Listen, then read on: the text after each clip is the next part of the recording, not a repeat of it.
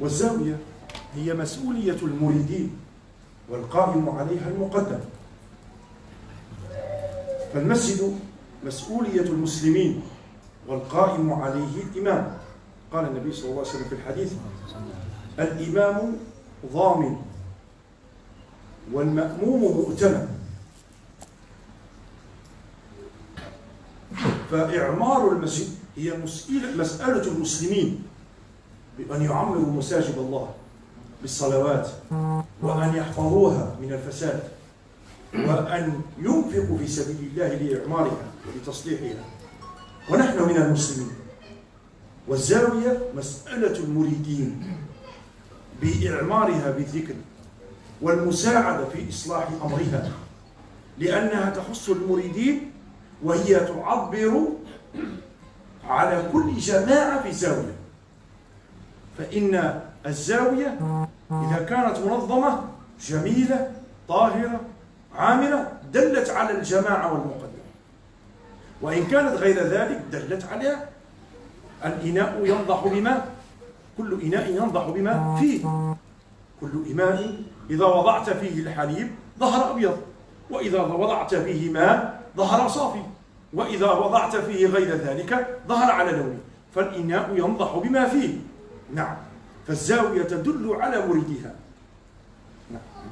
Para ikhwan rahimakumullah, kalau kita berbicara masjid, masjid itu adalah tanggung jawab umat Islam.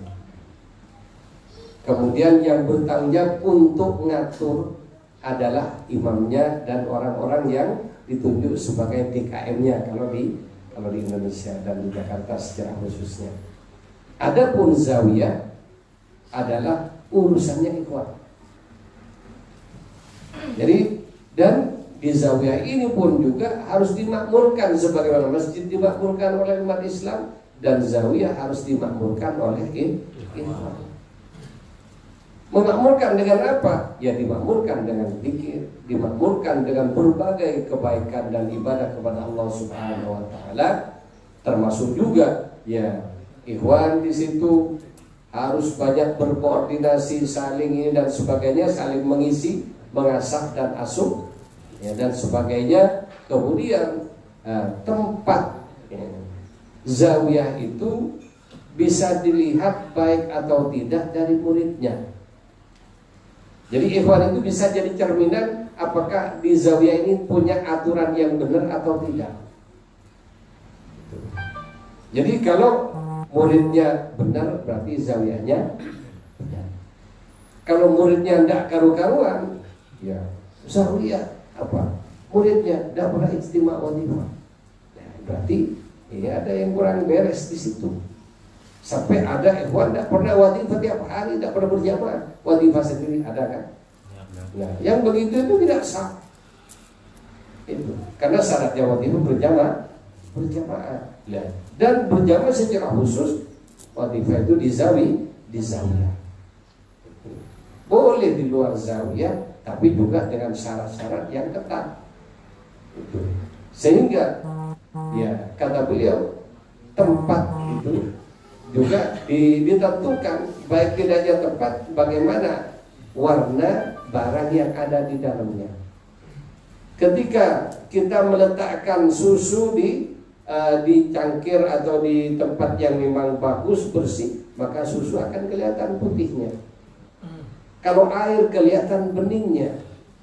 Kalau meletakkan barang-barang yang lain akan kelihatan bagaimana aslinya.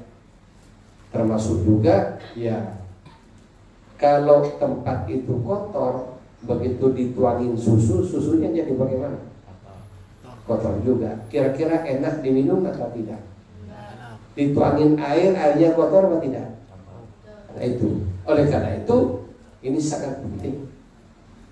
Sehingga saya juga berharap dan mohon kepada Allah agar supaya zawiyah ini ya menjadi tempat yang bersih, tempat yang disenangi oleh Allah dan Rasulnya, sehingga Allah dan Rasulnya berkenan menaruh kebaikan-kebaikan yang berasal dari hadratnya untuk ikhwan yang datang di zawiyah ini.